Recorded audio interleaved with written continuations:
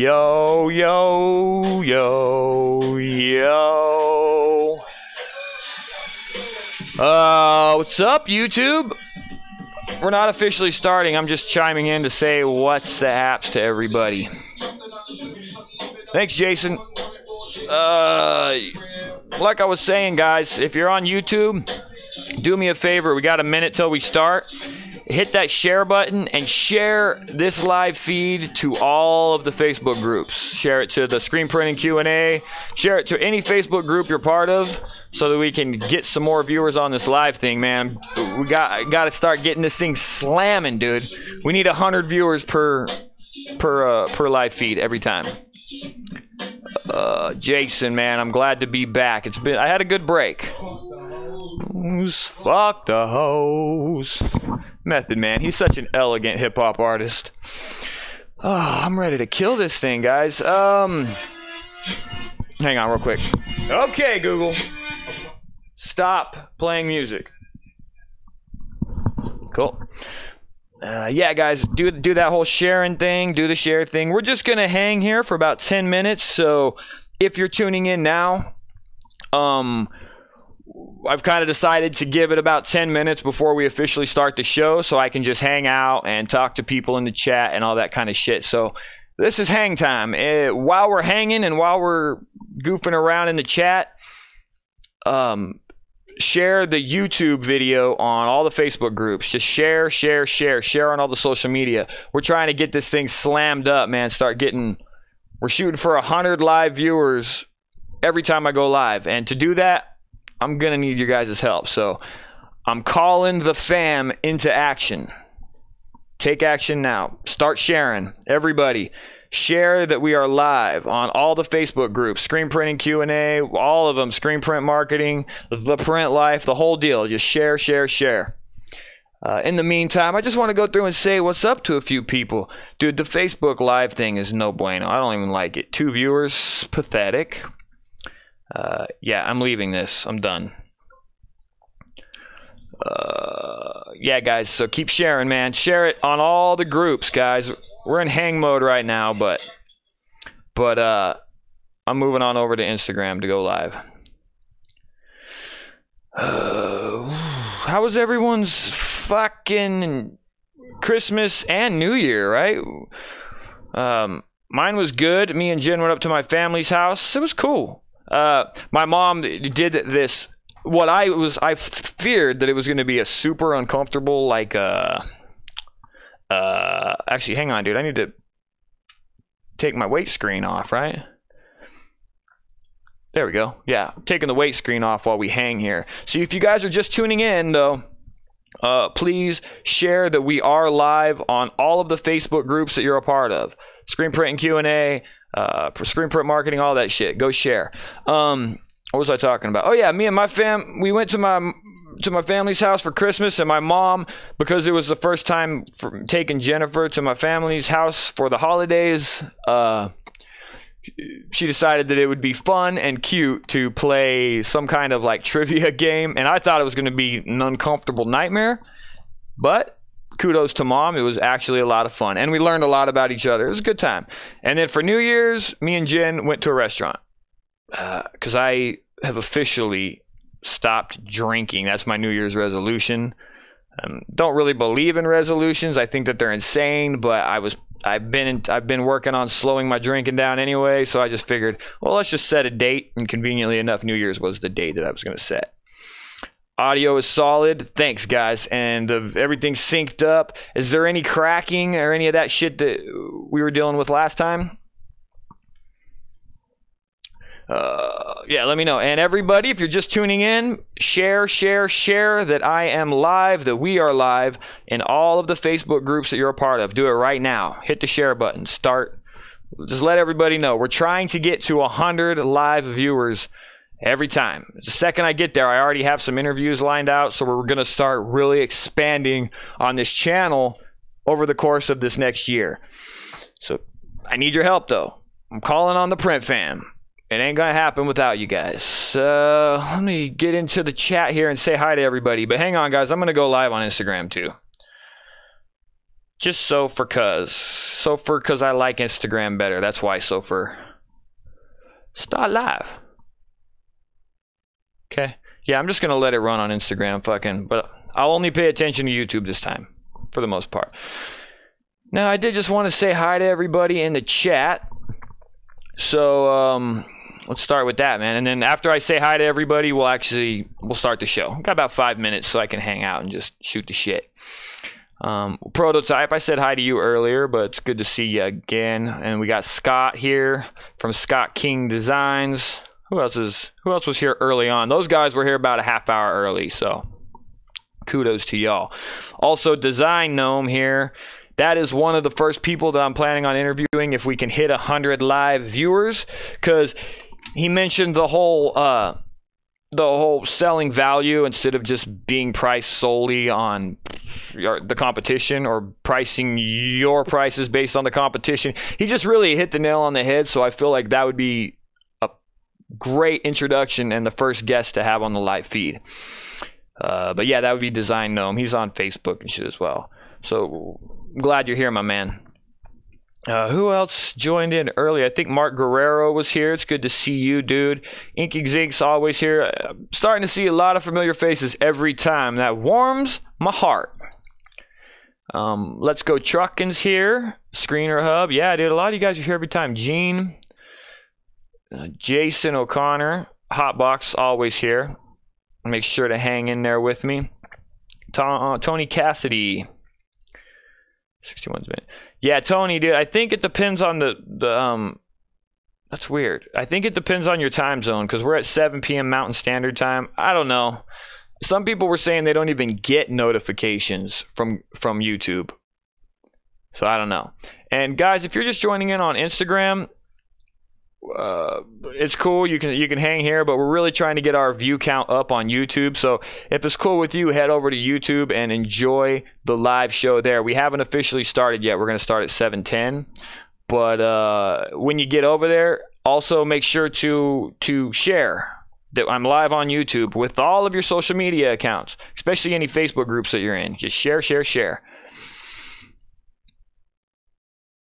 Done. Yeah, a lot of you guys shared this time. Thanks, guys.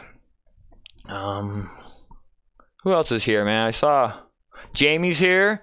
Ryan Crotty's here. Who else is here? I know I'm gonna miss people. I try my best, but I always miss somebody. Sonny's here. Good. That's our Facebook group moderator. He's the one that he holds the key to your entry into the Print Life Facebook group. If he don't approve you, you ain't getting in. Who else is hanging with me? Jen's here. My babe's here. She says the sound is perfect. Jason is here now. Ryan Eubanks, I think you're new, so welcome to the Print Life Live, dude. We haven't officially started the show yet, if you're just tuning in. Mark, I said hi to you. Peter, Eric Trevino, newbie, I think. Poor boys, Eric Guzman. Let's go. Yeah, you guys are all here, man. So I'm glad to see you. I'm glad you made it. And I was just talking earlier about how y'all's New Year's went.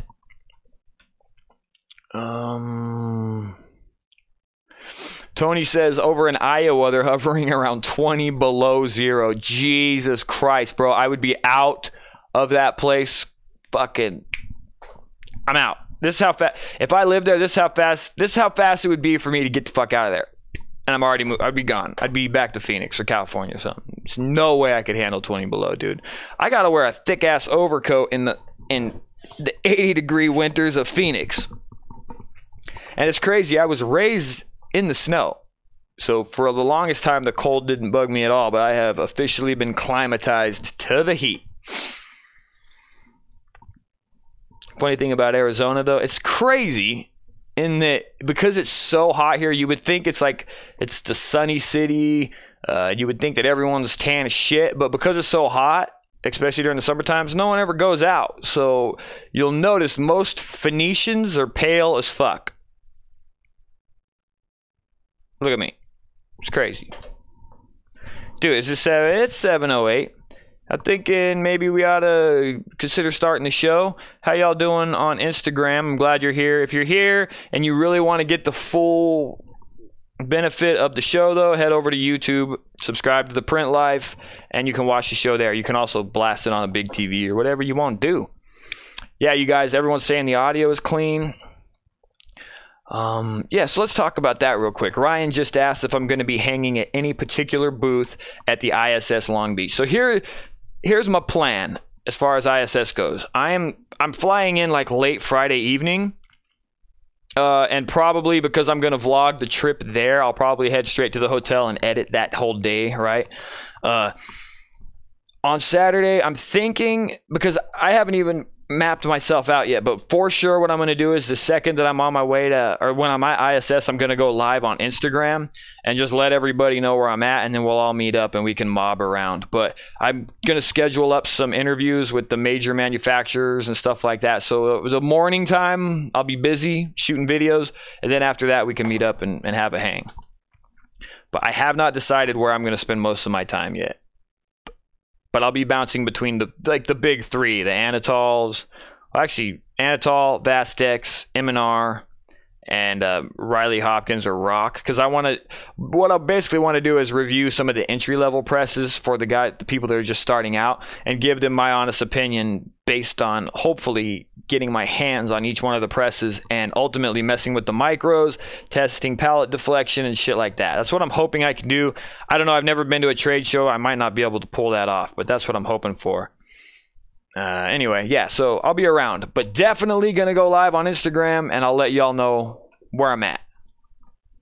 Yeah. Cool. Dude, before I go live, though, I gotta do this thing. So you guys, if you're just tuning in, we haven't officially started the show yet. We're just having a little pre-show hang while everybody kind of gets in and gets settled. So if you're just tuning in, we're gonna be live in about 1 minute. So if you're just tuning in, do me a favor and share that I'm live on YouTube. Share it to the Facebook group. Share it to your personal fucking timeline or whatever. Just share. I'm trying to get to 100 live viewers from this point moving forward. Only way I'm gonna do that is with y'all's help. So help a brother out. And while you guys are doing that, I'm gonna kind of load up the wake screen here. So everybody, just share away. Share for me. And I'm on Instagram right now saying hi to everybody. Squeezy Hut, what's up, yo? If any of you guys are here, Success Print Shop is in this hoe. It's good to see you. If any of you are in here from Instagram, man, do us a favor, head over to YouTube. Because that's where the real live show's going on. I'm just using Instagram as like a buffer to send y'all over there. Trying to hit 100 viewers on the live show today. Could be tough because it's directly after the holidays. This one will probably end up being one of the lowest ones until everyone gets back in the groove. But I need your help to get the view count up. Anyway, I'm going to take a moment of silence so that the wake screen has a... Anyway, you get it. But we're about to start the show, guys, so hang in there.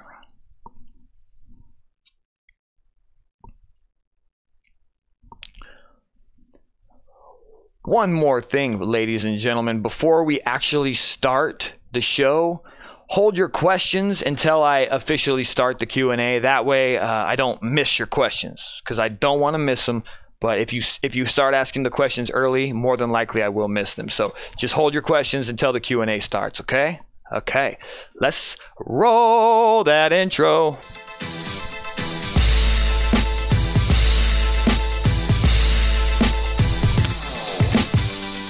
Da da da dum, da da da da da da da da. What's up, Print fam? It's your boy Cam. Welcome to the Print Life Live.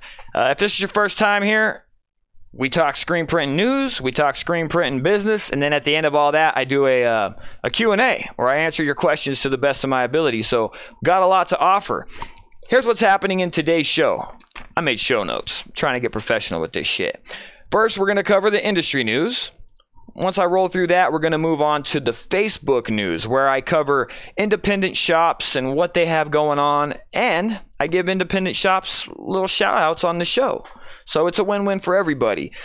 As far as today's business topic, we're going to briefly talk about training your clients.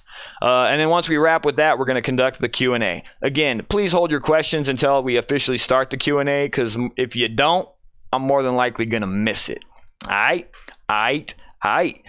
And then I got to do some reminders, you guys, because I've come to realize that a lot of the people don't even know that we're doing this every Wednesday at 7 p.m. So here's the official live time. I don't know. This is the official fucking schedule of the Print Life Live. Wednesday at 7 p.m. Mountain Standard Time. Every Wednesday, without fail, I will be going live at least for the next 3 months. Along with that, I'm uploading a video every goddamn day of the week for the next 3 months. Now, y'all have heard me complain about that many times in the past, and how much work it is to do even just a couple videos a week. So doing a video every day of the week is a ton of work. Now, I'm doing this for a couple reasons. One, the more frequently you upload, apparently the faster your growth is. But I'm also doing it to just fucking hit you guys with a ton of useful content. Gonna do 2 vlogs a week, couple of tutorials, some product reviews. I'm gonna just start doing as much content as possible. Now, in exchange for this content, I need to call the Print fam into action. Need you guys to help me get the channel out there, because my goal by the end of 2018 is to hit the 20,000 subscriber mark. The only way I'm going to do that is to hit about 1,000 or 1,500 subscribers a month, new subscribers a month. That's tough. So the only way it's going to happen is with your guys' help. If you have industry connections, if you know magazine editors, anything like that, let them know what this is all about, so that I can get interviews and shit like that to start growing this channel. I need your connections to grow. Anyway, I was rambling there. Need your help. Cool. And then also remember that besides the live feed, the Print Life Facebook or the Print Life YouTube channel has screen printing vlogs, tutorials, product reviews, all kinds of shit. So tune in every day to get your fix. I'm offering you the remedy. I'm offering you your fix every day of the week. You just got to tune in. And to continuously get your fix, I need you to share it so that we keep growing. I need to grow. Anyway, let's move on to the social stuff and then we'll start. Social media reminders. First and foremost, follow me at Cam Earven on Instagram and Twitter. If you haven't done that, go do it right now. And also share that we're live to as many places as possible. Subscribe to the Print Life podcast on iTunes or Google Play. Make sure to give me a 5-star review. Say something really nice, because then that helps with all the shit. Finally, send a request to the Facebook group titled The Print Life. It's the Print Life Facebook group. Most of you are coming over from there right now, but if you're not, head on over there, send me a request, and we'll get you approved. And then last but not least, share my content some more. Share. You share, I grow. Need the hookup, guys. Anyway, intro's done, social's done. Time for the news. I got rid of those little placeholders, so it's Print Life news time. That's what I got. Okay, so news time. First thing on the thing, I got this from impressionsmagazine.com. RTP Apparel has as far as we know, they're the first vendor to start accepting Bitcoin. So, dude, Bitcoin, guys, I don't know what's up with Bitcoin, but it's starting to grab hold. Don't know what that means, but anyway, RTP Apparel has decided to start accepting Bitcoin for their direct to garment T-shirts. So the only way that you can pay them in Bitcoin is if you do it online. But as far as I know, as far as I've heard, they're the first persons in the industry to accept Bitcoin. So good for them. And as far as industry news, that's it. Useful, right? How'd you guys feel about that? I felt like I really dove in there. That was insightful. Now, the industry news is done, so we're going to move on to the Facebook group news. Now, in this section, you have the opportunity to share what's going on in your print shop. And if you do it well and you are articulate, then I will shout you out here on the live feed, and I will, treat it like a news show and give you some, I don't know, cover some news, man. I don't know. I don't even know what I'm trying to say there, but you get the idea. This is the Facebook group. So beautiful, right? This is our feed right here. So let's see what's happening in the news, man. Now, if you're just listening to this on audio, I'm going to do my best to visually describe the photos and stuff like that. So it should still be good, but I'm also reading their news, so you don't need to see it to enjoy this part. First one on the list, this is recent activity, and he got a shitload of interaction from the group. This is from Mads Olesen. I know I said his last name wrong. I do that a lot. You guys are used to it. He's got some big shop news, some really big shop news. He's joining the team, man. He's joining the rock team, as is pretty much every printer in the industry, it seems like. And he got himself a 12 color or a 12 station 10 color XL. He's getting it installed, man. He is the first and only press or rock press in Denmark, so that's cool, man. It's looking good, man. Those presses are just so damn beautiful. Love it. Well, anyway, Mads, congratulations, man. That's a big deal. I bet you're gonna love it. Let's see. On to the next piece of news.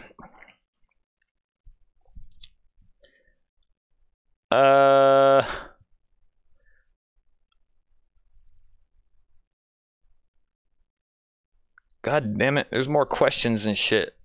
There's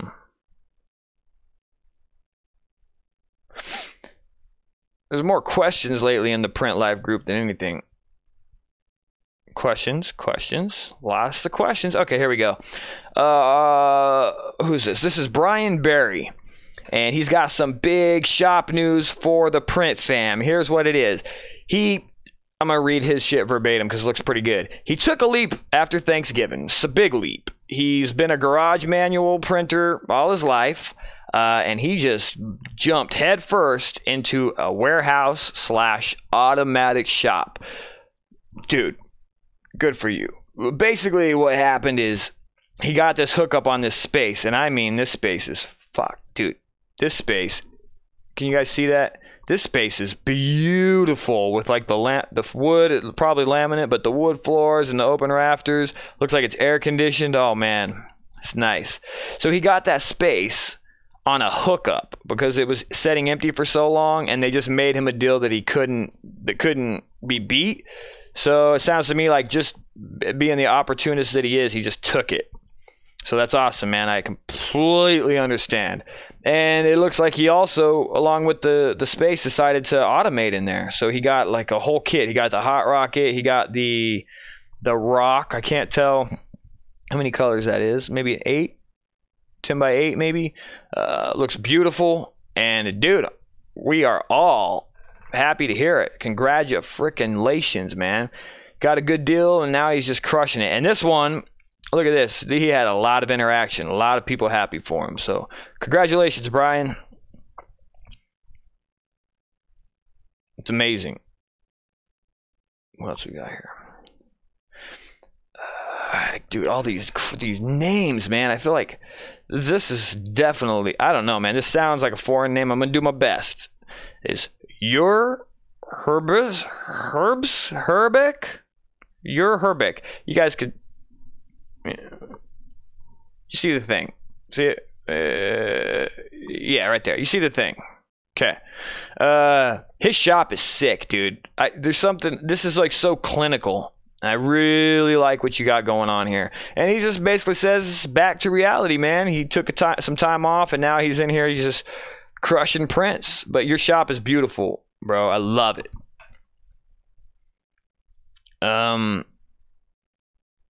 Gina LaRose just placed an order with Ryanet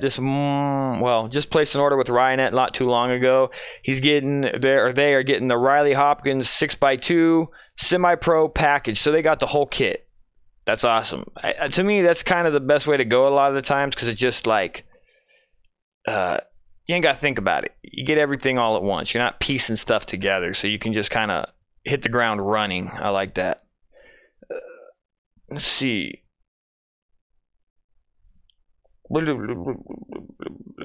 Okay, this guy, Adam Plyer. What's up, Adam?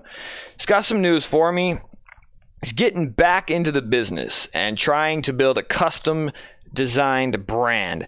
He's a second generation printer, grew up around the industry, and was in the shop printing with his dad every day and as a youngster. And he's basically taken a hiatus over a decade, but he's back at it and he couldn't be happier with the decision. Congratulations, Adam.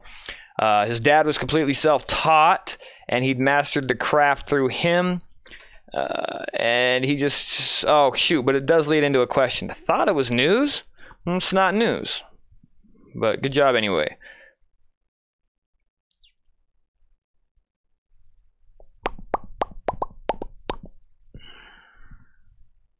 Guys, where's the news, guys? Where's the news? Okay, here we go.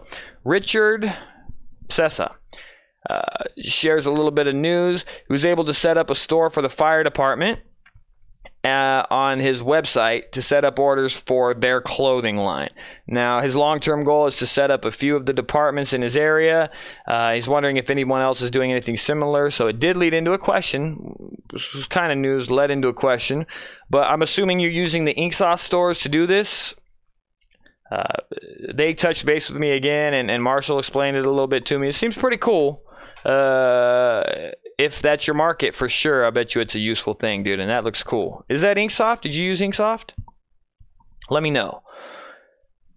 See if I got any more news, guys. I feel like we're a little light in the news department this time on the Print Life group, man.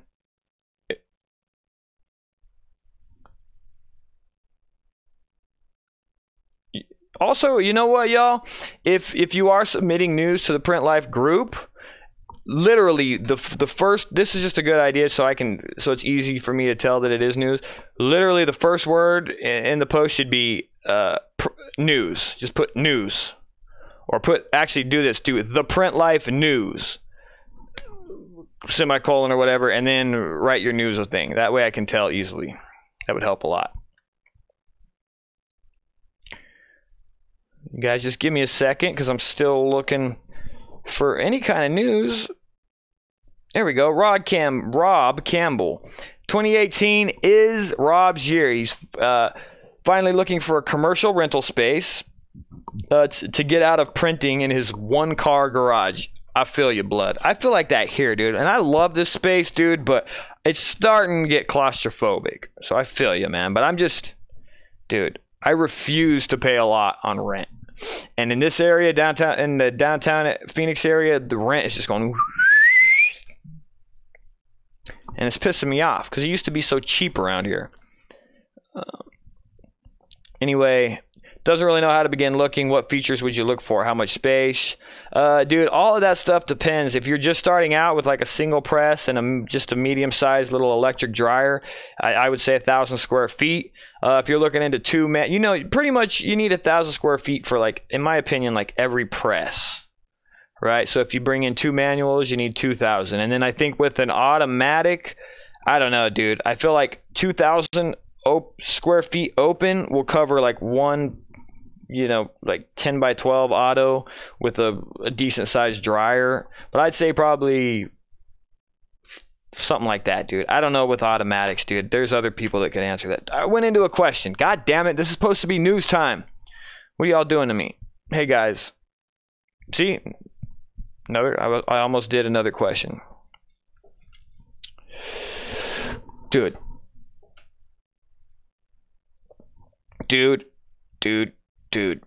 Well, spent the last day of 2017. So this is from Jason, and he was spending the better part of 2017 trying different emulsions just to try to figure out halftones. And it looks like to me from this photo that he did figure it out. So congratulations on that. Now, hopefully you're using a RIP to create the halftones. It looks like you are. And it looks really good, man. Gosh darn it, man. Oh, here we go. So Eric just finished building his first exposure unit. This is, damn, you went all out with this, dude. With the halogen bracket, the whole thing. Looks really good. I hope it works out well for you. And a lot of this other news is like pre-2018, so it wasn't submitted today. Yeah, guys, we need to get more in the form of shop news on here, dude. So just, no matter how big or small, just let me know the news and then say the Print Life News. And that way I can tell that it's news and that I can read it, and everything will be good. But either way, dudes, that's freaking that's the end of the news segment of this thing. That was sort of shitty this time. We'll get it next time. There's 73 of you. If you guys are just tuning in, do us a favor, share that I'm currently live. We're going to start the Q&A pretty soon, but we're getting ready to roll into the business topic of the day, which is training your client. But before I launch into that, share that we're live on YouTube, on all of your social media. Just do it right now. Just share. Let them know. Let them know we're here. I need y'all's help to grow this thing. Looks like right now we've had a peak thing of about 73 viewers, dude. It's not bad. I could deal with that. Who else we got in here, man? Brian's, yeah, it's a 12 XL.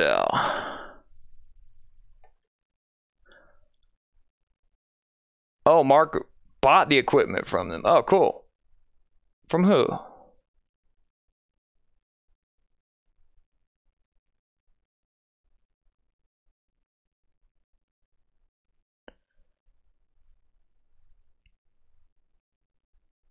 All right. Anyway, guys, sorry, I got distracted there. I started reading the chat, man. It's super dangerous when the chat starts going, when it starts bouncing off, because sometimes it'll suck me in, and then I completely lose track of what I'm doing here.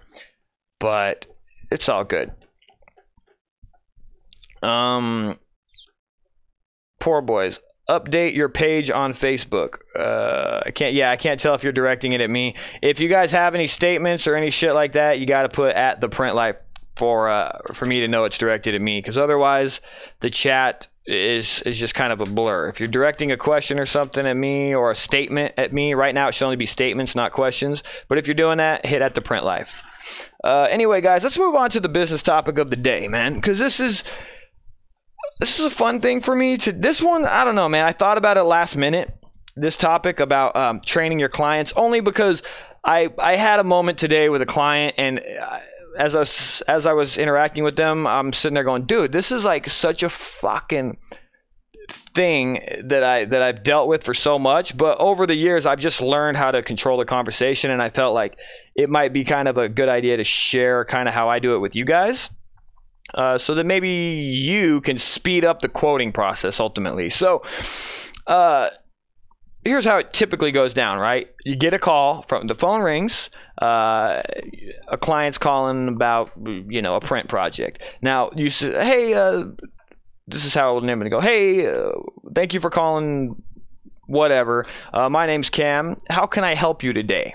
Right, and you launch off with that, how can I help you today? And that opens the floodgates for them to give you a 15, 20 minute monologue on what they're doing and how they're doing it, and their plans for the future, and how if you can get a small order now, how in the next they're gonna give you a 10,000 piece order the next time, and blah blah blah. They'll launch into a whole story, and I've had it take as much as 15 minutes in the early days.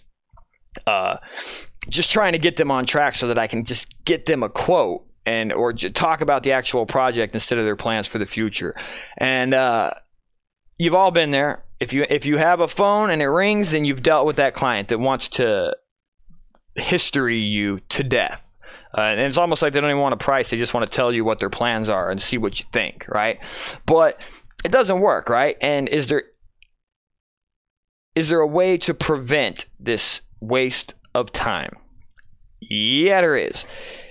I gotta read my notes here, because I could do this off a freestyle thing, but I made notes because there were some points I wanted to make. Yeah, so the right way to do that, in my opinion, and this is more or less what I do, is something along the lines of, thank you for calling, or they call, phone rings, I pick up the phone. Thank you for calling Monument. This is Cam. Are you looking to, or some shit like that, are you looking to place an order, or are you just looking for a quote? And then you didn't open the floodgates for them to give you a story. They'll typically follow up with something like, oh yeah, I'm just inquiring about an order I placed last week. Or they'll say, yeah, I'm just looking to get a quick price quote. Boom, you can cut them off right there. You figured out what they're looking for, and now you can lead in with a qualifying question. Usually, in my experience, here's another scenario too, is what's the other one? Thanks for calling. My name is Cam. Are you calling about, are you looking to place an order, or are you just needing to get a quote? Some shit like that, right? It's always something along those lines. And if you, instead of just going, how can I help you? If you ask them a question that's like kind of like a closed-ended question that has a simple response, you can now move on and start controlling the process of giving them a quote or answering their questions in a timely manner. So once they say, oh yeah, I'm just looking for a quote, you can go, okay, awesome. Now you start qualifying. And usually what I'll do is say, are you familiar with any of the apparel brands on the market? Have you had a chance to print on any of them? Something along those lines. And typically they'll respond with, no, can you tell me some of your best selling garments? Or you can say, or they'll say, oh yeah, I do. As a matter of fact, I printed on the Canvas 3001 last time. And you can go, okay, is that what you want to use this time? So on and so forth. And you can just lead them down those questions now, and you didn't waste, or they didn't waste 15 minutes of your time explaining the story to you. And pretty much just by asking them the closed-ended questions that qualify what they want, you can get through a quote, like a full quote, a complex quote, in 5 to 10 minutes if you just control it. So, and I've gotten it down like to a science, man. I'm in and out. And then I also figure out if they're looking for under minimums. I don't waste a bunch of time with them on the phone only to find out that they only want 8 pieces or even just 12 pieces. It's just a great way to handle it. So ask them these questions. So, are you familiar with the garments? Yes or no? Cool. Do you already have your artwork? Yes or no? Cool. Cool. How many colors are in your artwork? Boom. And you can just run right down the line. You never get their story. Now, you have control of the process to this point. This also sets you up for a situation where, or actually, let me lead back into this differently. One of the things that I dealt with a lot, in the early days especially, was not, I guess, telling the client our terms and conditions before they placed the order. And because I didn't do that, if something would come up that was part of our terms and conditions, it was a lot harder for me to enforce it. And because of that, what I learned is that you go over literally the most important terms and conditions with that client verbally, in person, or over the phone before you accept any payment from them. And what that has done is helped us prevent a lot of stupid shit. Like, we always let them know that we have a 3% misprint allowance, right, on plastisol, and a 5% misprint allowance on discharge. Basically, they've placed the order. We know they're going to place the order. So now we can spend a few minutes reading their terms and then asking them, okay, do you understand? Are you okay with that? Good. And then you can move on to the next term. And you just keep reading those terms. And what I found is we have a bullet point of, I think, 7 of them that are most important terms that we have found that if we don't tell the clients, that they bring it up later and they try to accuse us of that they didn't know about it, and now they feel like entitled to a refund. And of course, we're going to give it to them because we didn't tell them about it. If you tell them about it, it won't pop up again. I promise you. If I didn't make sense there, just have a bullet point list of your most important terms and read those terms to the client before you accept payment. And what I have found is within doing that process, we're able to, like, our clients are trained on the system. And then when they do a reorder, it's like, it's not even a question. And then the reorders are even faster. And the next thing you know, man, we have clients now that can straight up place a reorder in like a fucking 2,000 piece reorder in 3 minutes because they understand the process so well. And our artwork approvals now, because we explain it and they're trained on how it works, are so easy. We never miss art approvals anymore. And it's not because of the system that I've integrated. It's as far as the website, it's because there is a system in place for what we do, and we explain what we do to the clients from the beginning. So if you guys can do that. Basically, make a phone script, right? And because this is what I did when I was a telemarketer, you have yourself a phone script. And as long as you stick to that thing, more or less, you stick to the pattern all the way through to the close, you won't miss a beat. You'll give the clients all the information they need, and it won't take you 30 minutes for every goddamn phone call. So hopefully that was helpful. That was our business topic of the day. Kind of went into like answering my own question kind of deal, but it was something. I wanted to talk about it because I was thinking about it a lot, man. It's like, I don't know, if you're an owner operator, at least in my opinion, the phones can just beat you to death, right? And then you combine that with email, and you combine that shit with your social media messaging, and like it's impossible to keep up with. So if you can, in my opinion, systemize all those things to some degree, dude, it just makes life so easy. Like right now, other than my email deal and the social media things, our phone calls and the way we process orders is just like smooth as butter, dude. I'm stress-free. It's a beautiful thing. Anyway, that's it, guys. So it's time to move on to the Q&A. So if you're just tuning in, man, you can start firing your questions at me now. And you know to make sure to hit them at the print life so that I know it's directed at me. And I'll start answering. And if we have a lull in questions in the YouTube chat, then I'll move over to Facebook and I'll start answering some of the questions that were in the group feed, the Print Life group feed. Oh, guys, gosh damn, I'm tired, kind of. Because I stopped drinking, side note, because I haven't drank any beer in a couple days, and I've more or less cut sugar out of my life. The only thing I'm drinking right now is caffeine. I can't fall asleep at night, and then I'm like exhausted all day, dude. It's like I don't know, it's like I'm withdrawing or something. I feel crazy, super crazy. That's weird, man. And it's fucking, I feel so stupid for doing all this shit right around New Year's, right? Because there's this idea that if you set New Year's resolutions, you're gonna break them, you're gonna fall off. But I swear to God, the only New Year's resolution I had was to quit drinking, or not even to quit 100%, to just stop drinking every day, right? Because I just drink beer every single day of the week. I just wanted to cut it down. Maybe right now I have to go cold turkey for a long period of time, but when I'm ready to get back to it, if I could just have a few beers once a week, I'd be a happy camper. So that's what I'm working on. But everything else is not a New Year's resolution, man. All this shit, like the cutting sugar out and all that stuff, it was just inconvenient that it's all coming up around now. But I'm not going to fail. I'm not going to stop.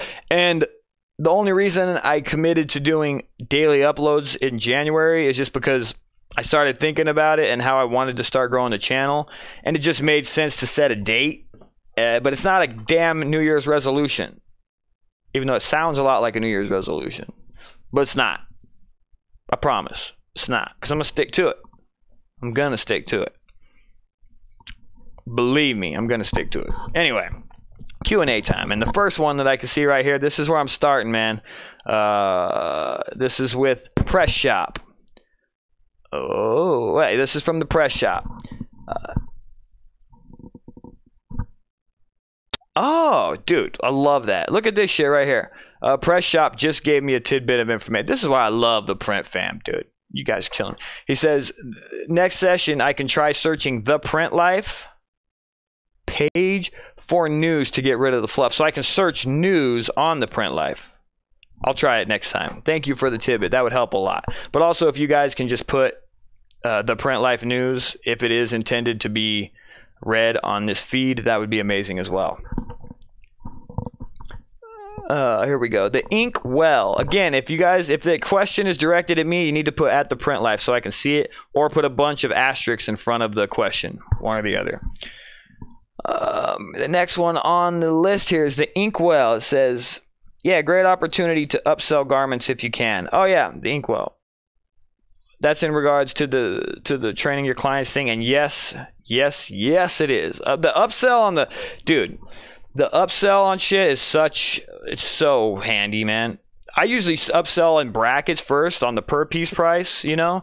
It'll be a little bit cheaper if you go up to the next pricing bracket, and then I'll usually try to add on like some sweatshirts or some alternative thing, because it just adds more to the bottom line.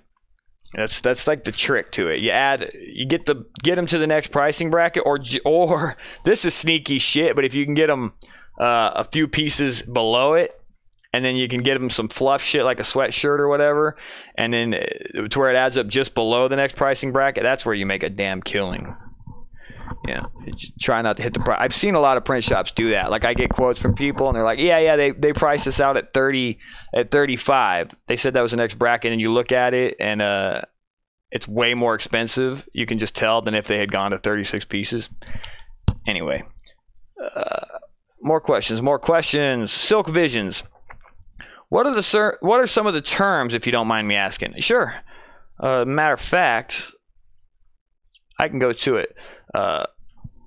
It's on our checkout page. It would take me a second because I don't have them memorized. Literally, the way our website works now is that because we process payment through the website, and when you click process payment, a goddamn terms window pops up, and if the client's checking out on their own, they have to accept the terms. But then if we're doing it for them over the phone, I literally read the terms verbatim to them and then ask, and we also record them agreeing to the terms on the phone. So it's this whole thing now. But some of the big ones are that they understand the misprint allowance, that they understand the artwork approvals, that they understand that they cannot change garment sizes or colors after they make a payment. And if for some reason they absolutely have to, then there's going to be a 35% restocking fee, and that's 5% over our restocking fee to the warehouse, because of course we're going to send it back to the warehouse if we don't need it. So they're going to pay that shit as well. And the reason that term is there is because we order the second the payment is made. Actually, that's not true. We don't order it until the artwork is approved. But in our system, and this was done intentionally, once the payment is made, they can't change jack shit. We can't even manually do it. They can't go in and change the quantities. They can't add other colors, none of that shit. So we emphasize over and over and over again to not make a payment. Do not say that you're ready to place the order until you are 100% sure that your quantities and your colors and all that shit are correct. That's one of our biggest terms. We're like fucking crazy about it. And then that within 48 hours, we'll upload a mock-ups for their approval. And if they don't approve them within 48 hours, then their delivery date will extend. Dude, there's so many of them. I'm trying to think of the other ones. Now I'm having a brain fart. There's another really important one, but for the goddamn life of me, I can't think of what it is right now. Let me go to my website real quick and I'll tell you. monumentlimited.com. It's hang on. Oh yeah, another big one for us, because we ran into it all the damn time, is the what we have basically done is, if for some reason either we didn't order them or someone counted them in wrong, or for God's sakes there was like 12 of them that were like misprinted or had holes in them. That's the biggest one. A lot of the times, especially from fucking Next Level, there'll be holes and unstitched sims and shit. But anyway, in our terms it says if the sizes are wrong, or they're short 12 or less pieces, or they're misprinted 12 or less pieces, we're going to refund it. We will not reprint it if there's 12 or less. And that one got us, it was just always a hassle for us. So we let them know before they can even make a payment. That way, if there is 12 or less of them, we just have to refund it. We don't have to deal with resetting it up. What happened in the past, a lot of the times, if we didn't warn them about that, was that they would hit us and say, oh, dude, 3 of them had a misprint and we need those 3. And, obviously their order was pretty exact. And because we didn't warn them about it, I felt obligated to reprint them, even if it was 3, which meant we had to set the whole goddamn job up and all that shit. Now, when you read this term to them, almost always, I shit you not, when you read that, if there's 12 or less misprints for whatever reason, we're going to refund it. We're not going to reprint it. Almost without fail, they will add an extra 6 shirts to the order.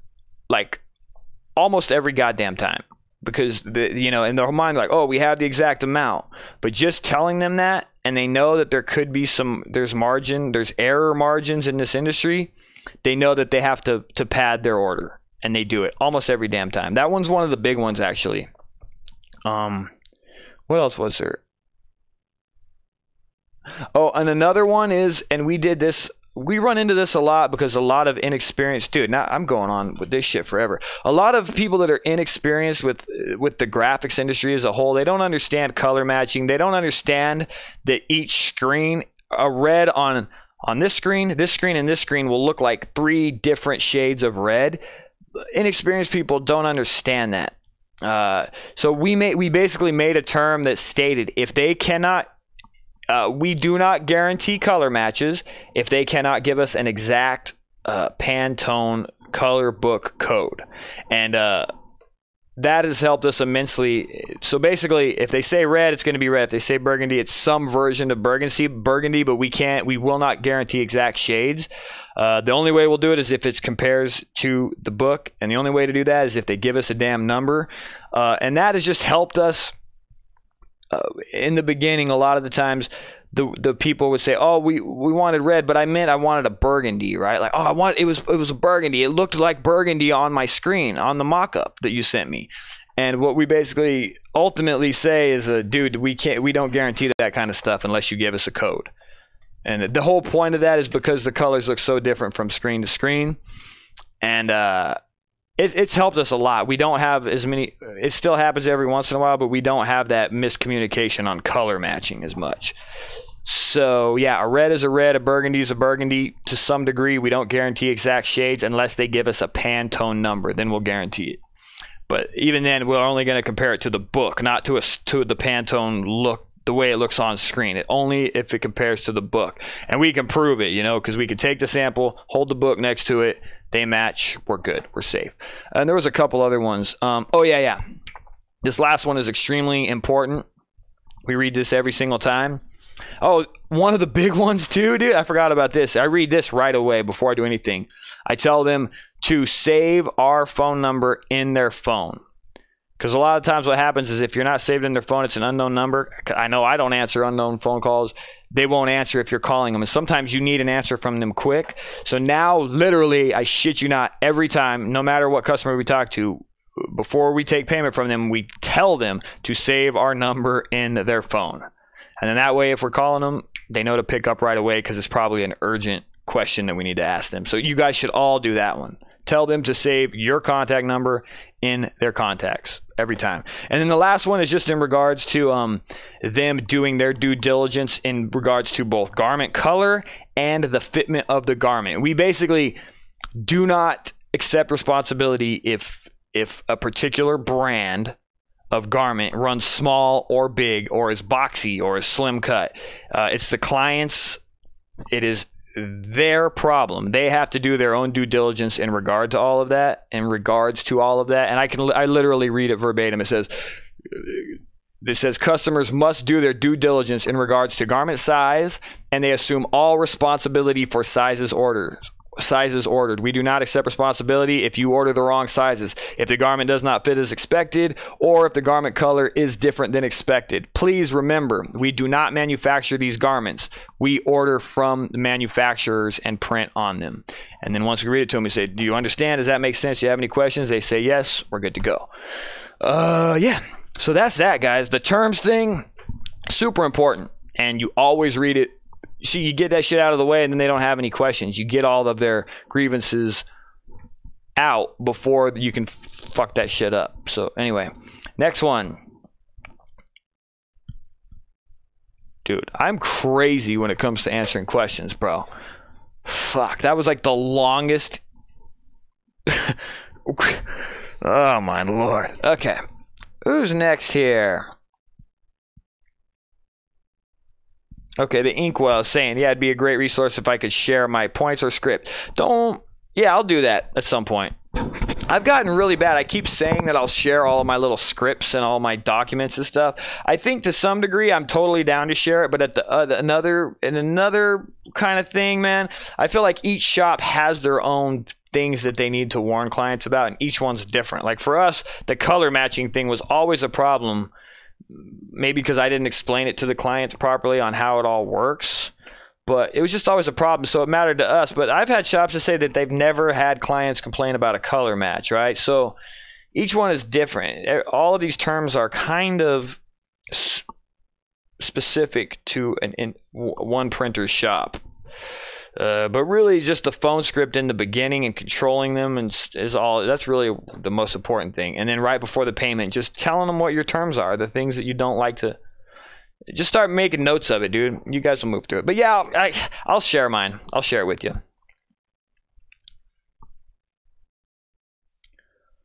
Yeah. Okay, let me see here. Oh shit. Shroom Brothers just gave me a super chat. Thanks, Shroom Brothers. I'll get to your thing in a second, dude. I'm doing the I'm working my way down the list, but I'll get to you here. Prototype 8. Does RIP software ever support anything besides Epson, specifically Canon Pixma IX6820? I love this printer, but halftones are going to be needed. You know what, dude? I have heard that they cover a handful of them. I think that they do Brother and stuff like that too, but you can't quote me on that because I've never confirmed it. I would just go to the AccuRip website, and I almost guarantee that their fucking the FAQ has the answers to that question. I bet you it does, dude. There's some kind of search that will let you know on their website. But let me know if you figure that answer out, dude. But I bet you they do. Inking's Ink. What's up, dude? Good to see you. Do you put lightly inked screens in your dip tank, or do you clean the ink before reclaiming? Or is it eating both ink and emulsion? Yeah, the dip tank, dude, you just scrape the big chunks of ink out. You don't have to... we just scrape the big shit out, just real quick. Shoot. Put it back in the bucket, or we trash it depending on the state of it. And then we put it in the dip tank, let it sit for 2 minutes, pull it out, spray that sucker off, man. Real simple. The dip tanks are awesome, bro. Fabian, what's up? What's up? You ever upload your work order form? You ever upload your work order form? We don't have a work order form. Our website is our work order form. Everything is, we're like pretty much paperless, dude. Even in the shop, they use iPads. The iPad is their work order. Like, the invoice is a work order. That's the way I set my whole website up. The invoice literally looks like a work order. So the printers are working off the exact same thing that the client is looking at. And it's viewable on an iPad. So that is our work order. You can't upload it. But it was cool, man. I love the system I built, dude. I have a feeling Printavo is going to copy it, dude. I have a feeling they're going to copy the flow of the whole thing, dude. Like, you know, the way I'm sure you guys have all looked at monumentlimited.com, how it goes, the product page and how it shows the shirt, but then if you hover over it, it shows the model shot and all the bestseller shit. And then it goes in stages, right? Like there's the quoting is in like stages in each page. I have a fucking feeling that Printavo's going to copy it. I'm not sure, but I have this sneaking suspicion that it's going to get copied, dude. I expected it when I built it, though. I had this sneaking suspicion.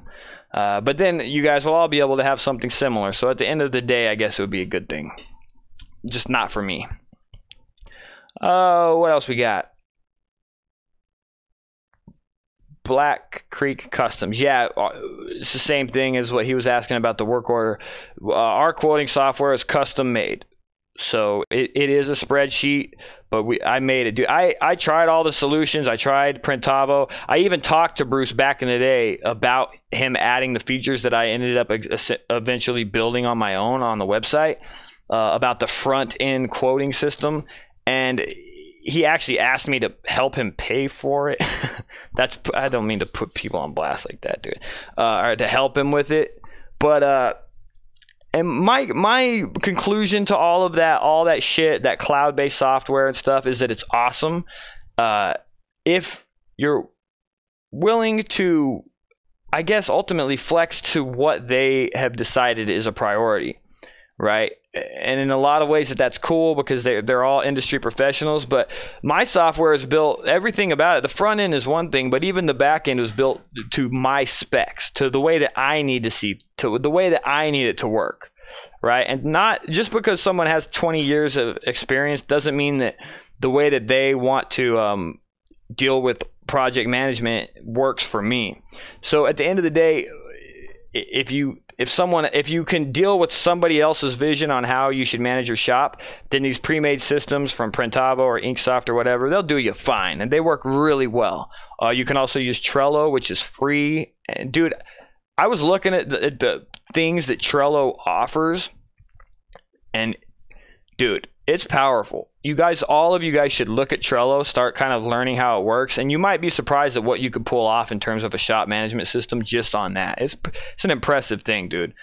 But if none of those things will work for you, maybe even you guys consider just having someone build you your own custom thing. It's going to be expensive. Like your entryway into it would probably be 10 to 20 grand-ish, depending on how complex you want it to be. And it can go way up into the hundreds of thousands of dollars.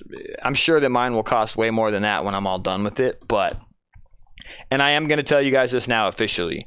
It's at least a year out, but I am going to do some kind of a plugin thing for WordPress because I built my site off WordPress. I will be sometime out offering, selling it.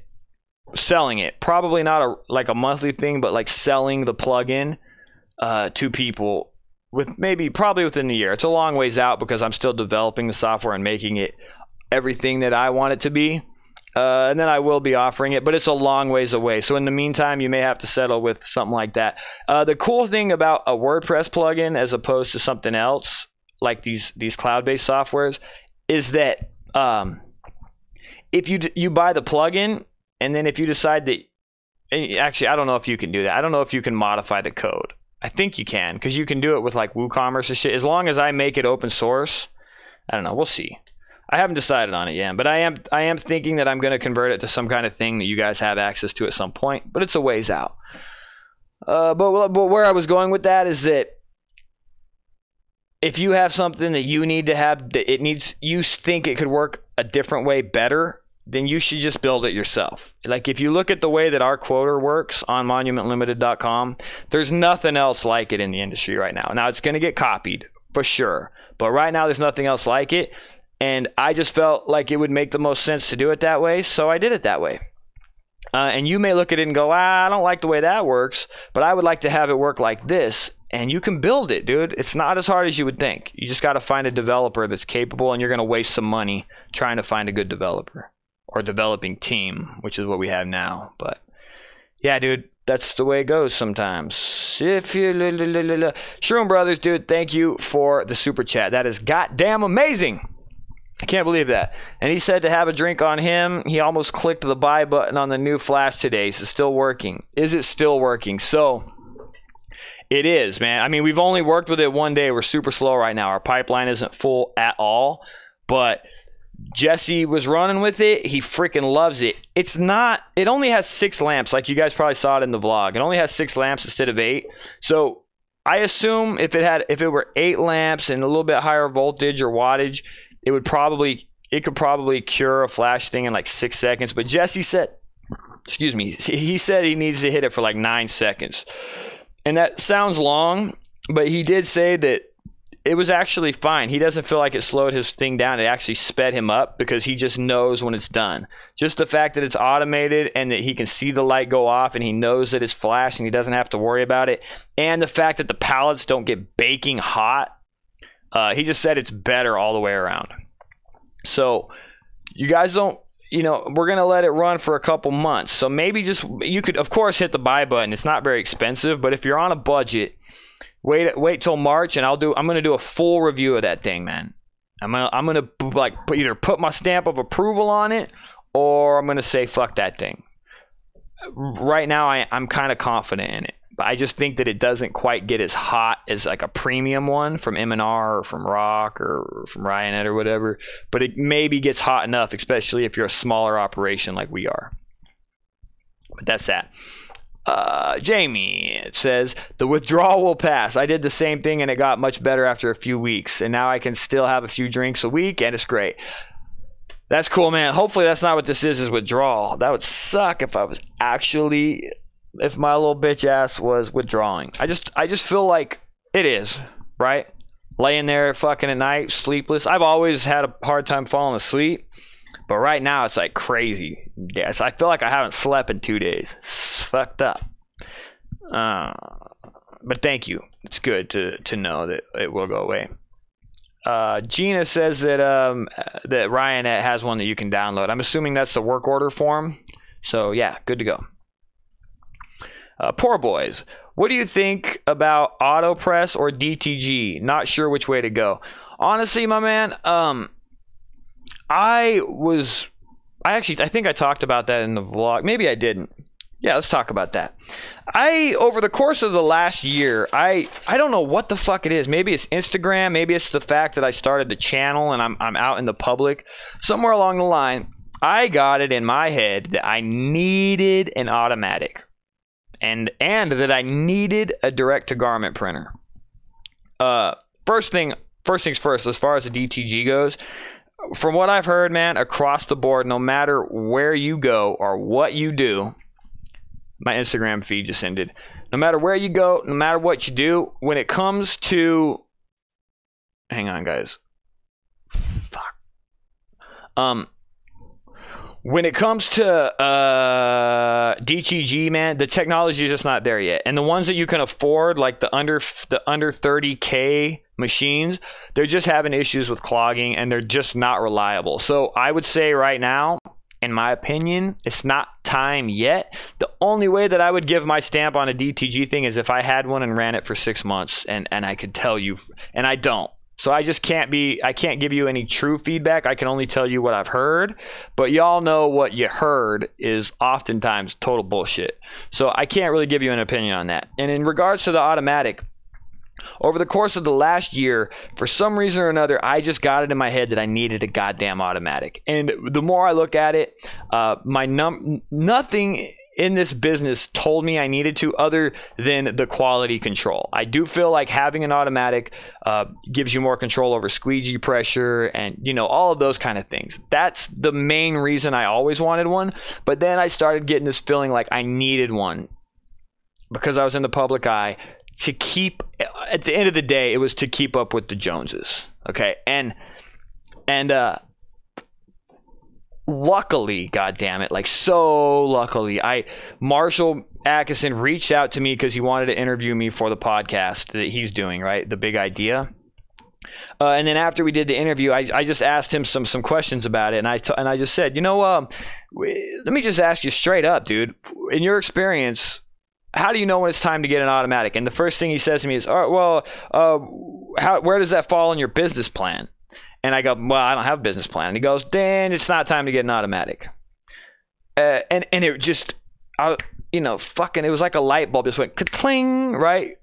I didn't even know. Like he's walked me through it now, and I'm starting to understand how it works. But when it's time to automate, truly, again, dude, I'm not, if you decided to do it, hell yeah, dude, more power to you. But for the people that haven't done it yet, this is more for you, maybe.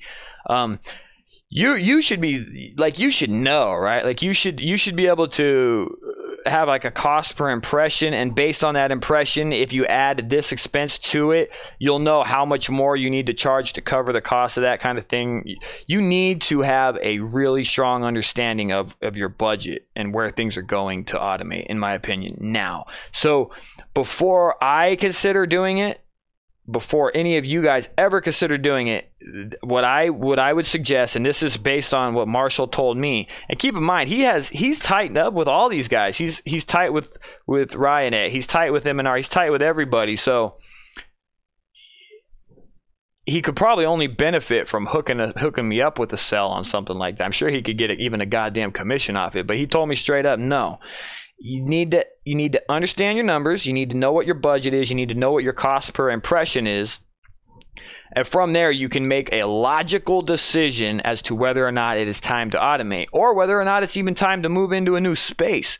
If you're just starting in this business, dude, get on QuickBooks, start tracking what you're spending, do that 5 buckets thing. I talked about it with him in pretty good detail, and it's amazing, and it will really help you understand what you need to do. So fuck that, man. Back to the whole thing you're talking about, automatic or DTG. In my opinion, get a small manual press. It's going to be half the price of all that shit, way more reliable, and start learning how to run a t-shirt printing shop. And the only reason I say don't get a DTG is because I can't recommend one that's reliable. If they were reliable and I'd heard they were reliable, I would say go that route all day long. But my understanding is they're not yet. Hopefully that answered your question and gave you some insight, and also explained why I felt like I needed an auto and now how I've moved past it. I'm actually going to do a vlog about this. So I basically just gave away my vlog, but it'll be a more organized version of what I just said. So keep your eyes peeled for that. Anyway, yeah, dude. It's weird, especially when you're in this position that I've for some reason decided to put myself into, which is being on videos. You do, man. Like I see just these beautiful shops being built, and it's so sick, and you want one so bad, but then like luckily for me, logic set in for me, and I just realized that based on a number of factors that it's just not time yet. It's not time, because I got approval. I went all, dude, I had approval for financing the whole thing. It's ready to go. Ready to go. And luckily I had a conversation and I backed out.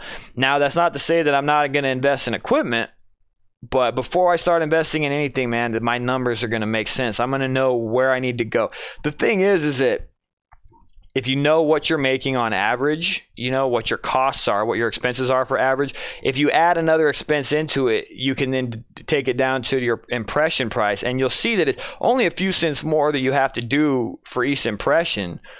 But when you know those numbers, you can decide if it's the right choice or not. I'm still trying to figure that shit out too, but we're going to do a whole video series on getting your numbers lined out. So I tell you what, by the end of 2018, everybody that's part of the print fam, they're going to know how to write a business plan. They're going to know how to evaluate their costs. They're going to know. You guys are going to know all this. You want to know how you're going to know? Because I'm going to learn how to do it, and you guys are going to watch me learn how to do it. And then when you watch me learn how to do it, you'll know. I'm going to answer all the questions, everything, video by video throughout the course of the year, man. It's going to be sick. I'm super excited about it.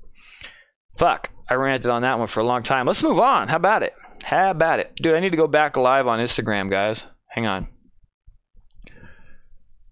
Apparently Instagram times out after 30 minutes. Here we go. Yeah, dude, and then one more thing though, bro, because I feel like I was harping on it. If you've decided to automate, dude, just fucking go for it. But between direct to garment and automatic right now, dude, I would rather have an automatic screen print and press. But there's a lot of infrastructure with automating too. If you're just getting into the screen printing world, dude, hell no. Unless you have disposable income that you're not scared of losing, I would just start with a small manual press. That's where I would start. You got to learn the business. You got to acquire washout booths. You got to get the space. You got to get all that shit, dude. And no matter which way you slice it, even if you niche up and even if you put a business plan together to acquire clients and market your services, it's still hard to do, and 80% of businesses still fail. So that's the cool thing about screen printing. The cost of entry is low, so you don't have to put a huge investment out there to see if you can make it work. On the flip side of that, if you put a huge investment out there, man, you're like saying, fuck it, I'm going to make this work. And there is something to be said for that too.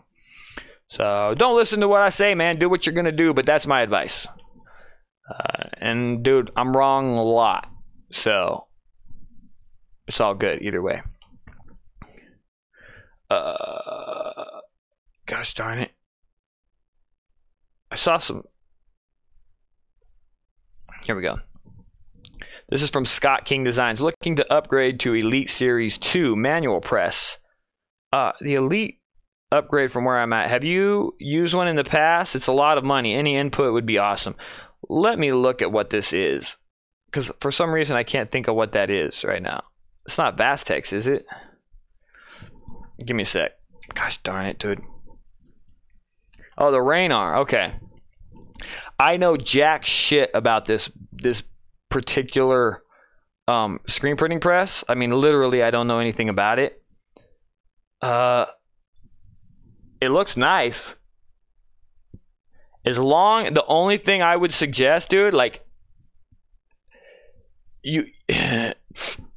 for me, no matter what press I go with, it has to have the M&R style slide brackets, because that's the most universal bracket at the moment. I'll bet you the rock bracket will be soon enough in the next 5 years, but right now the M&R is the most universal bracket. So as long as it can be retrofitted with slide style brackets for M&R, even if it's a third-party manufacturer, then any manual press is good. I do see that it has arms supporting the pallet arms, so there's stabilizers to prevent pallet deflection. It does have bearings. You know what? I'm gonna bring the. Oh, it's not gonna work. Fuck it. It does have bearings in the gate, so it would hold tight registration. It looks like a really good press, dude. As long as you can retrofit it, or maybe it even has the option to get M&R slide style pallet brackets, then it would be a money machine. But what I would definitely say, this is my opinion, of course, it's not gospel. No matter what manual press you get, just get one that has the M&R style slide bracket, because you can find pallets for that used on eBay. You can buy them new from Action Engineering. It's the most universal bracket in America, so that it's just you want that option. Like, I was able to upgrade the Antec Legend to an M&R bracket, so now I can use pallets on it. So as long as you can do that, that press would be dope. It looks really nice, actually. Looks really nice. Shit. So yeah, that's that. Let me get back to my questions.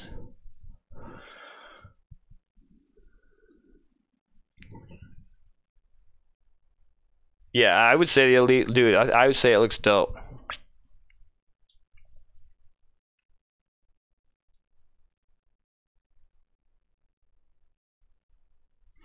Okay. Yeah. Brian Barry says, how important is the office you're filming from, and can you do a video of all the cool shit on your shelves and walls? I can, yeah, I could do. I mean, dude, they're all just like bourgeois indulgences, right? Like, I have this weird obsession with these vinyl figures, bro. And oh, you guys see Deadpool up there? You could barely see him. My buddy Jesse got me that for Christmas. That's amazing. A little Deadpool. And then I also got Elmo, the Cos. All my Cos figures are knockoffs because I can't afford the real ones because they're thousands of dollars. So I got the knockoff ones. But, dude, yeah, I'll do a whole video on it at some point. Maybe I'll do a vlog of all my shit. But the office is so important for me because it's kind of like my little sanctuary. And, I walk in here and it's like, it's creative time. You know what I mean? I got my toolbox in here. I got surfaces everywhere. I got my desk. So this kind of space, in my opinion, is the most important thing. It doesn't have to be walled off by any means. I would be just as cool at having it if it was one big open space. But I just have to have my space. I have to have my spot. Got to do it. My creative spot. It's got to be done. And I love it, dude. I have to have my space. I'm gonna repeat. Gotta have my space. When does the print life get its home base? Hard to share the Instagram, YouTube, Facebook, etc. A central hub we can point people to would be nice. The central hub is the YouTube channel. That's it.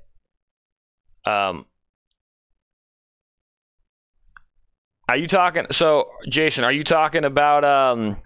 Yeah, all of these avenues are all supposed to point to the fucking YouTube channel for now. As far as an actual the Print Life website, I don't know. I can't buy the printlife.com is not available. I got theprint.life based on one of the Print Fam's recommendations, but dude, the hub is the YouTube channel. That's where you can interact with me on the comments. That's where I'm most active in responses and replies.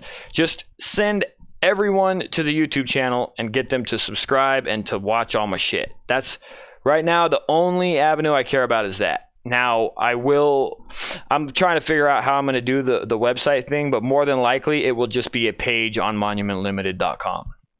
Like the monumentlimited.com / the print life, which is available right now as well.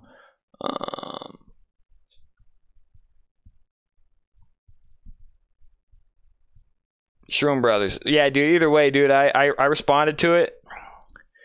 I like the chat thing. And thank you so much for the super chat. It's amazing.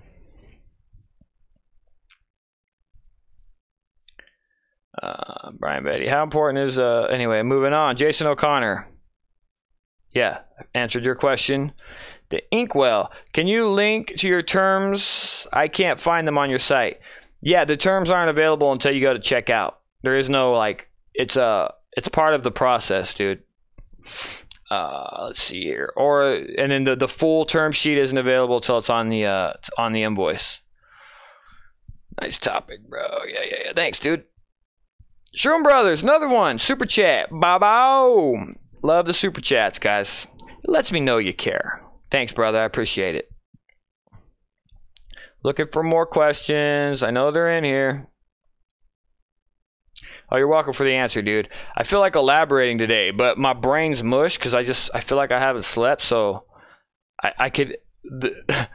my talking points, they could go anywhere. I can't even plan where they're going to end up. I'm just letting it roll. Creative designing. Okay, Cam, how high do you set the off contact for your hoodie? Does it really matter? It does matter. I mean, honestly, dude, the issues with the hoodies is because of that fleece that's, underneath it. It raises it up a little bit, but you just want your typical 1/8 of an inch of off contact from whatever the surface is. You know what I mean? Sometimes, usually my rule of thumb is just always the width of a 1/4.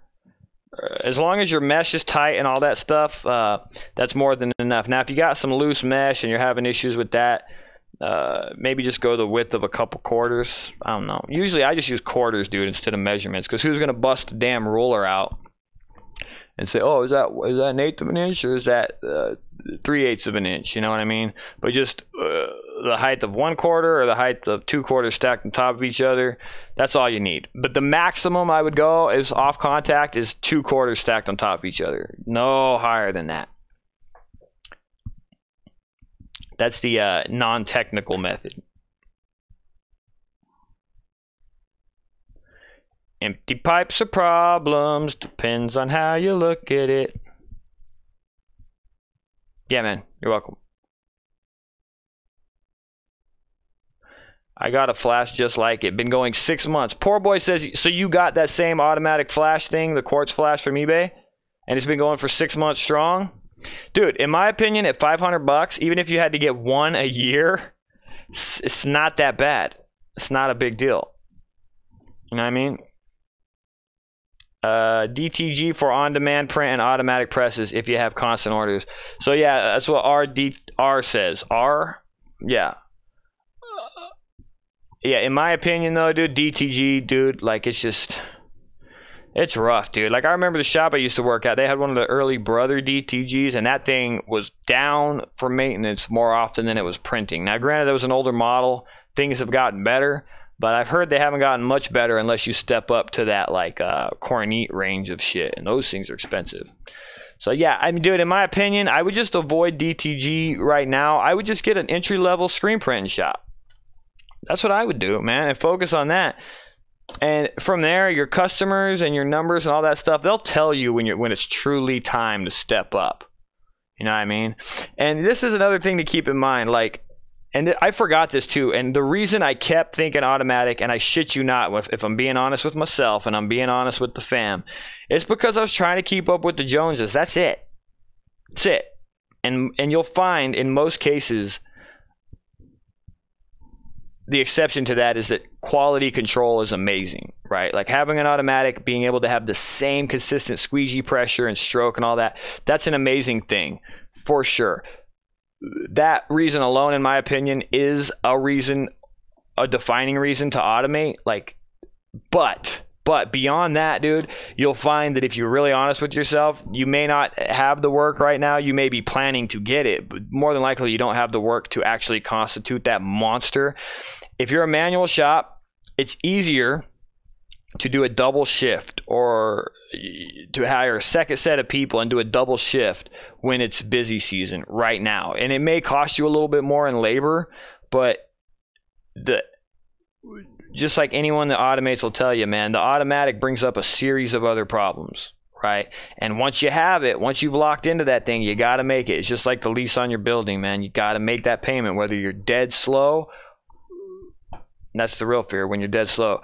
I would say, dude, do a manual shop, run that thing until you're doing a double shift. If you're doing a double shift with 2 different sets of employees, with the manual, dude, like temp people, 2 different shifts of temporary people and a couple of printers, and you're doing 2 shifts and you're still getting overwhelmed, then it's probably time to automate.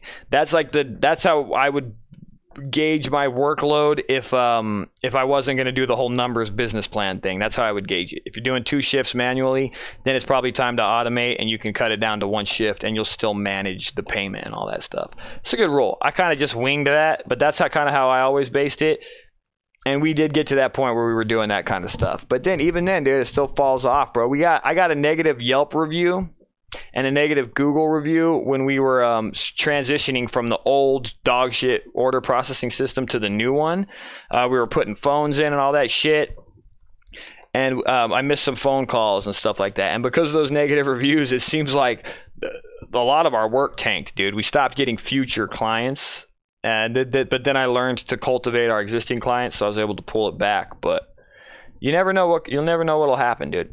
Anyway, where the fuck was I going with that? What is the best What is the best option for custom numbers and lettering? Die cut vinyl, for sure. For sure. I did it for a long time, and it's actually a nice little money maker. I thought that I put that in the vlog yesterday, but I think I ended up cutting it out. But I talked about it in yesterday's vlog because I got a phone call about it. Die cut vinyl is the way to do it. The issue with it that I had, even back in the day, was assigning it to different sizes and stuff like that, and those lines getting crossed and all that kind of stuff. So for me to bring that back, I really want to have it the ordering process dialed in. And I'm going to do it because it's a nice little money maker, and you should consider it. But definitely die cut vinyl and a clamshell heat press. Don't get Chinese made heat presses, dude. I had bad experience with that.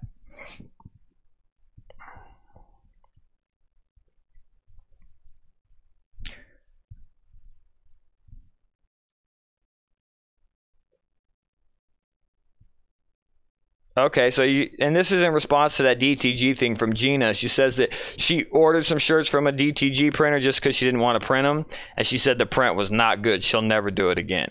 So, well, not for dark garments anyway. So that's the question, man. And there are DTGs that are killing it. Like, I know the Cornettes, bro. I've seen the print results. They're crazy. And like, I think Brother is starting to step up their game, and they're getting like recirculating systems, and it's getting there. It's just not there yet. And it's only there in the higher end models, I think. But I could be wrong, dude. Fuck. Don't take my word for it. Yeah, so okay, actually, Design Gnome just said right here that Brother has some nice DTGs. And I used to work on the old one, and it sucked butt. But I saw some of their newer models. They're stepping up their game. I think that they have actual legitimate print heads made for it now. And it looks, I mean, yeah. I just can't say it. I haven't done it. Don't know. But I do remember the old Brother ones, and that thing was down more than it was up. I know. Who else we got, guys? I'm getting tired of talking. I've been babbling for forever. Shirt Kong. Before you buy your first auto, and I think that you're close, call me. Okay, I'll call you. I'm a long ways out. I've actually, after having the conversation, I've straight the fuck up changed my whole mentality back to the mentality that I had when I first started this thing. And that's where we're going now, man. The whole new marketing niche, everything that I was planning on doing this year has reverted back to what my original goal was back in the day when I first started this thing. And if I had written a business plan then, I wouldn't have gotten off track so many goddamn times.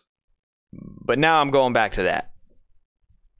And I can't share exactly what it is yet because I'm going to shoot videos about it to better express myself. But I vlogged about it a little bit in the last thing just to give you guys kind of like a precursor to where I'm going with the channel this year. Screen printers can use a DTG the right way, but DTG guys usually can't screen print. They don't understand fabric and how the ink is laid down. Okay, it's true. Gene LaRosse. Okay, guys, I'm going to get through these questions and let's cut it there, guys, because I'm getting tired and we've been on this thing for a minute now. I got to eat. Maybe Panda Express, because I don't want to cook tonight. I've been cooking my own stuff every single night. I'm killing it. Just got to start exercising again. Gene. I used to use dual cure emulsion. Not sure if there are different, better emulsions out there. Any advice? Dude, there are like two schools of thought on this because we use dual cure emulsion and I goddamn love it. We use dual cure emulsion and then we just do a stencil hardener after the washout and it works fine with water-based ink. It reclaims good and it holds halftones. In my experience, up to 65 lines per inch. And we usually only print 55, so sometimes 65. But so in my opinion, dual cure is fine. The only issue with it is it has a fairly short shelf life. We keep it in the fridge to extend it because we buy them like 4 or 5 gallons at a time. And we run through it so fast that it's no problem. So in my opinion, dual cure is awesome, dude. I've heard good things about CryoCoat from Ryonet. We personally use Marukami Photo Cure Blue. And then I just recently bought some super high solids emulsion for doing that high density shit that I tried to show you one time and it ended up failing miserably. So I'm going to do it again in another video with this new emulsion that's made for creating high density screens. And I'm going to show you guys all about that too. But I think dual cure is awesome, man. But I have heard a lot of people complain about it, but it's mainly the shelf life issue. Okay, Fabian has an OmniPrint DTG, and he said it prints amazing. But the caveat, when it works, LOL. So I feel like you're dealing with the same thing a lot of that I've heard too, is just that they're unreliable. The heads clog, right? The head clogs are probably a thing that you're dealing with all the time. I've heard to really truly have a DTG, no matter what level you're at, you have to have humidifiers, you have to have air cleaners, like air scrubbers, all kinds of stuff to do it right. Prototype 8. Item on eBay. Number, well, I don't know what that is. Okay. Anyway. All right, guys. You can do it. Grilled teriyaki chicken with noodles. I'm going to do orange chicken and something else from Panda. Dude, that's what I'm doing. Oh, man. Mouth watering. Can't wait. You guys, this was a good hang, man. Thank you for the super chat, my man. That was like super fucking cool, bro. I love them. Shroom Brothers keeps hooking me up with them super chats, man. Yeah, as y'all know, I think I make $100 a month in YouTube revenue. So all of this is a labor of love. So when you help me out like that, dude, it just shows that you care and you value my content, and that's all that matters. So thank you, brother. I appreciate it, man. But we gotta get out of here.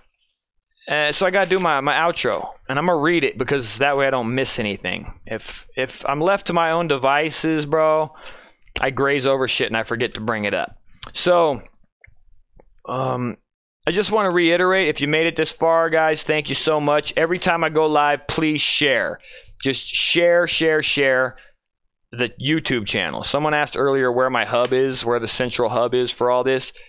No matter what you're doing, no matter where you're sharing, I want you to link to the Print Life YouTube channel so that people can subscribe and see all the content. That's what I want you guys sharing all the time. Please. I want like I'm daddy or something. But the whole goal of all this right now is to grow that channel, the YouTube channel. So that's the hub. That's where you send everybody. So please share it, man. And remember that this podcast, this live video podcast, is live every Wednesday at 7 p.m. Mountain Standard Time, or Central Standard Time, whatever the hell you call it. Mountain Standard Time, Arizona time. And then 2 days later, again tonight, I upload it to iTunes and Google Play. So you can listen to this in audio format on your way to work or while you're taking shit. Either one. So do all that good stuff. And then, you guys, this is the most important thing. If you take one thing from this tonight, this is what you need to take from it.